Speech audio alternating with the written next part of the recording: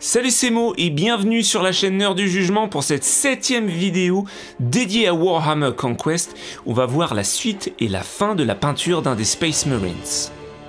Alors voilà avec quoi on commence et c'est clair qu'il nous manque encore pas mal de couleurs de base. On a juste le bleu, le noir et le doré. On enchaîne donc avec la prochaine couleur vraiment importante qui est le LED Belcher qu'on vient d'avoir avec le numéro 3.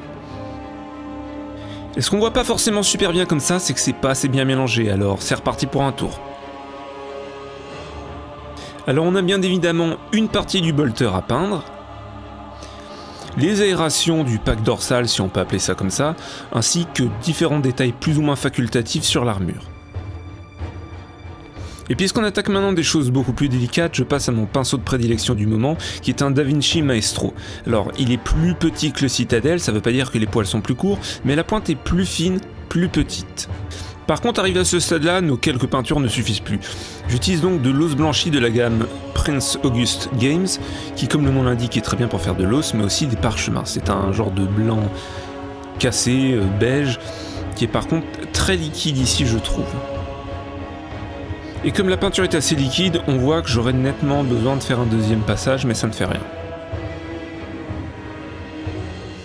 Ensuite, je reprends mon Abaddon Black pour repasser sur les parties noires, déjà pour faire quelque chose de plus précis, mais aussi parce que manquait d'opacité la dernière fois. Ensuite, je prends du rouge sang de la gamme Vallejo Game Color pour peindre le sceau de pureté.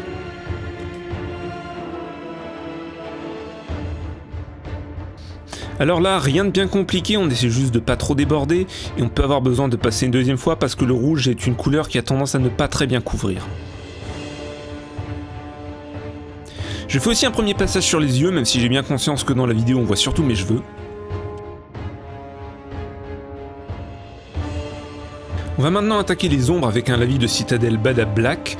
Donc en fait un lavis c'est une peinture très diluée, très liquide. Bon c'est un petit peu plus compliqué que ça en vrai, mais elle va venir se déposer dans les creux pour simuler les ombres et donc donner du contraste et accentuer les détails. On peut voir la consistance ici, c'est vraiment très liquide.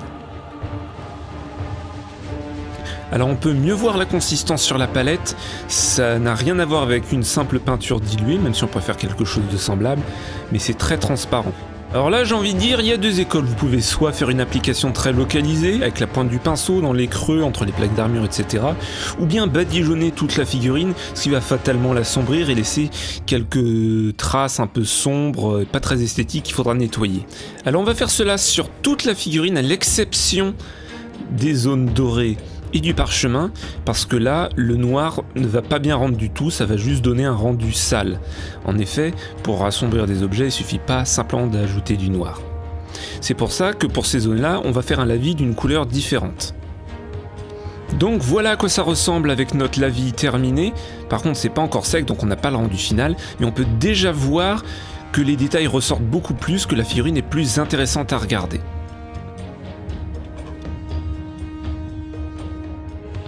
Et voilà maintenant avec le lavis sec, donc c'est beaucoup plus intéressant, c'est plus joli, mais par contre la figurine est assombrie, ça laisse des taches noires assez peu esthétiques qu'on va nettoyer, c'est pas un souci avec la couleur de base. Et ensuite pour les zones dorées, je vais utiliser un lavis Umber, donc Umber c'est terre de sienne, qui marche assez bien pour les parties dorées, mais j'aurais pu utiliser d'autres couleurs, comme par exemple un lavis sépia, qui avec le recul avait assez bien marché, peut-être mieux marché sur l'autre figurine.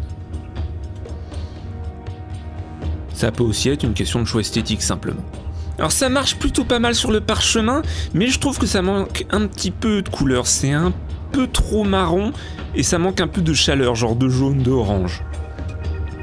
Donc maintenant on va pouvoir repasser du Macragge Blue pour nettoyer les taches noires qu'on a fait avec le lavis. Et on peut voir ce que je reproche au pot Citadel, c'est cette peinture qui sèche sur les bords, qui va à la longue empêcher la fermeture de se faire correctement, ce qui fait que la peinture va sécher dans le pot. Donc en fait on va plus ou moins repeindre notre couche de base, mais en faisant attention à ne pas mettre de peinture dans les creux qu'on a assombris avec le lavis. Donc ça demande un peu plus de soin, une bonne pointe sur le pinceau et de ne pas le surcharger non plus. Après il n'y a pas besoin d'une couche très épaisse puisque de toute façon le lavis n'est pas très opaque, ce n'est pas le but d'un lavis. Et maintenant on passe vraiment aux choses sérieuses avec les éclaircissements, et pour cela je vais ajouter du blanc de la gamme Army Painter à mon Macragge Blue. Ça va nous donner un bleu qui est plus clair, évidemment, plus pastel, mais c'est pas toujours aussi simple que d'ajouter du blanc à une couleur pour faire un éclaircissement. Par exemple, si on ajoute du blanc à du rouge, on obtient du rose, ce qui n'est pas une couleur qui va être très efficace. En l'occurrence, dans notre cas, ajouter du blanc au bleu, ça fonctionne très bien. Après, c'est pas forcément la seule possibilité, on peut avoir des petites touches de couleur chaude. Alors il s'agit de bien mélanger la peinture d'une part pour avoir la teinte de bleu qu'on recherche, mais aussi de la diluer correctement parce que la consistance va être très importante. En effet, pour les éclaircissements, tout est histoire de compromis. Alors dans le cas des Space Marines, ce qu'on fait, c'est ce qu'on appelle du edge highlighting, c'est-à-dire qu'on va venir éclaircir les arêtes, donc les bords des plaques d'armure, et la consistance de la peinture est importante parce qu'il faut qu'elle coule avec suffisamment de facilité du pinceau, qu'on n'ait pas besoin d'appuyer. Après, il ne faut pas qu'elle soit trop fluide non plus pour pas en mettre partout, pour pas perdre complètement le contrôle. Il ne faut pas non plus que le pinceau soit surchargé pour la même raison, mais il faut aussi qu'il y ait suffisamment de peinture sur le pinceau pour que ce soit suffisamment fluide justement, et que la peinture ne sèche pas trop rapidement sur la pointe, et qu'elle reste elle-même bien formée. La pointe, j'entends. Alors selon l'endroit, on peut peindre avec la pointe du pinceau, ce qui est un bon exercice mais ce qui est beaucoup plus délicat. Mais après, heureusement, sur pas mal d'endroits de l'armure, notamment le bord des plus grosses plaques, on peut peindre avec le côté du pinceau, ce qui est beaucoup plus facile, demande moins d'efforts et donne un résultat assez constant. Et c'est ce qu'on peut voir ici. Après ce premier éclaircissement, on peut voir que la figurine a beaucoup plus de gueule, mais il y a encore des imperfections. Heureusement, on peut retoucher la couche de base en se rapprochant de plus en plus pour affiner le trait autant que possible. Maintenant, il s'agit de faire la même chose pour les parties noires, en ajoutant du blanc à l'Abaddon Black, pour obtenir du gris, vous l'aurez deviné.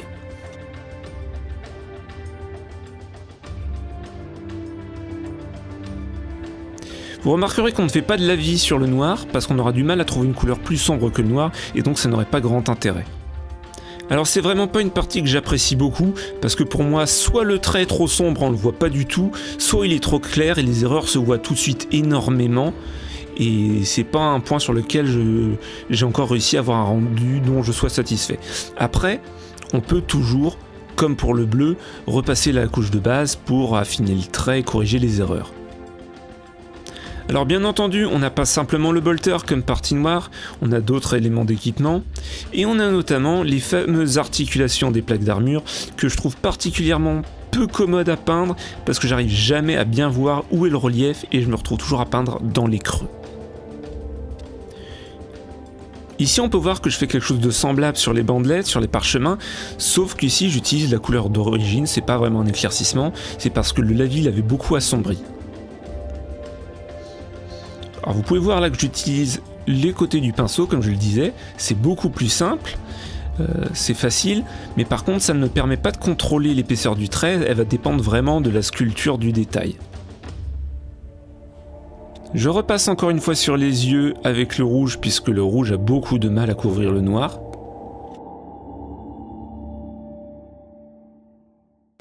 C'est mieux, on commence à avoir un rendu vraiment classe, mais il reste beaucoup d'imprécisions, beaucoup de débordements qu'on va pouvoir maintenant essayer de corriger un petit peu.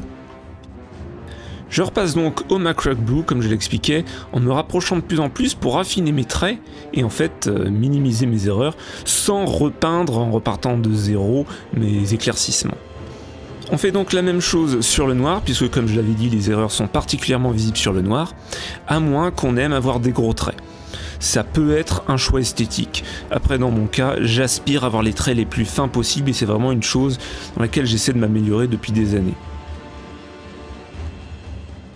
Arrivé à ce stade-là, après plusieurs allers-retours successifs entre correction et éclaircissement, je décide de considérer que la figurine est terminée. On aurait pu faire davantage d'éclaircissements sur les parties dorées notamment, et des éclaircissements successifs de la même couleur, de plus en plus clairs, de plus en plus fins. Personnellement, je considère que j'ai pas encore assez de maîtrise pour bien le faire de façon esthétique, et aussi des éclaircissements plus localisés. Ce que je pense qu'on ne voit malheureusement pas avec la caméra, c'est que j'ai fait deux tout petits points blancs sur les côtés des lentilles des yeux pour figurer des reflets. Donc bah, si vous le voyez pas, vous allez devoir me croire sur parole. Et ainsi notre intercesseur est maintenant prêt à rejoindre son escouade, ce qui va me donner l'occasion de pouvoir m'attaquer à d'autres figurines.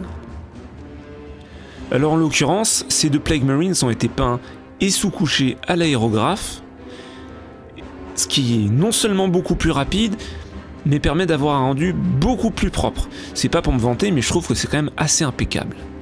D'autant plus que le résultat est beaucoup plus propre que ce que j'aurais pu faire au pinceau en beaucoup plus de temps.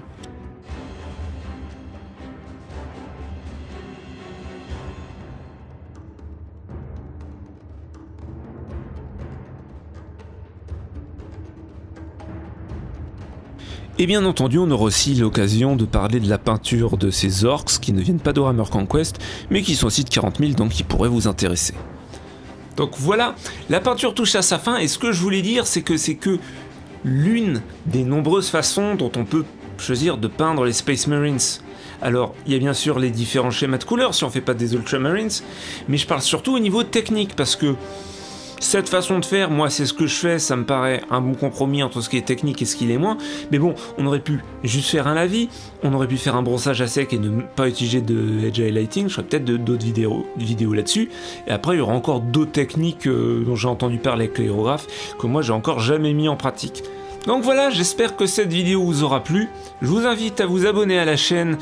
Il y aura encore quelques vidéos sur Warhammer Conquest, mais il y aura sûrement bien d'autres vidéos sur les figurines, le modélisme de façon plus générale, les maquettes, etc. et d'autres choses créatives. Il n'y a pas vraiment de limite. C'est pour tout ce qui est trucs nerdy et geek, donc on verra bien. Salut!